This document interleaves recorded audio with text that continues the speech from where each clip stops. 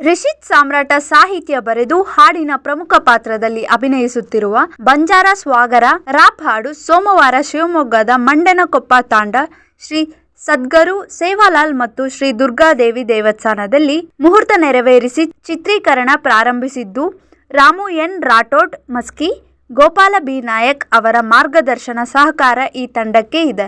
ಬಂಜಾರ ಭಾಷೆಯಲ್ಲಿ ವಿಶೇಷವಾಗಿ rap song ಮೂಡಿ ಬರುತ್ತಿದೆ. ಮಂಡನಕೊಪ್ಪ ತಾಂಡದಲ್ಲಿ ಬಂಜಾರ ವೇಷಭೂಷಣ, ಸಂಸ್ಕೃತಿ, ಸಂಪ್ರದಾಯದಲ್ಲಿ 50 ಹೆಚ್ಚು ಮಹಿಳೆಯರು, ಪುರುಷರು, ಯುವಕರು ರಿಷಿತ್ ಸಾಮ್ರಾಟ್ ಜೊತೆ ಹೆಜ್ಜೆ ಹಾಕಿದರು. ಮೂಲತಃ ಡ್ಯಾನ್ಸ್ ಮಾಸ್ಟರ್ ಆಗಿರುವ ರಿಷಿತ್ ಸಾಮ್ರಾಟ್ ಅವರ ಜೊತೆಯಾಗಿ ಅನಿಲ್ ಮತ್ತು ವಿಶಾಲ್ ನೃತ್ಯ ಸಂಯೋಜಕರಾಗಿ ಜೊತೆಯಾಗಿದ್ದಾರೆ. ಈ ಹಾಡು ಇದೇ ತಿಂಗಳು ಆರ್ಜಿ ಕ್ರಿಯೇಷನ್ ಯೂಟ್ಯೂಬ್ ಚಾನೆಲ್ನಲ್ಲಿ ಬಿಡುಗಡೆಯಾಗಲಿದೆ.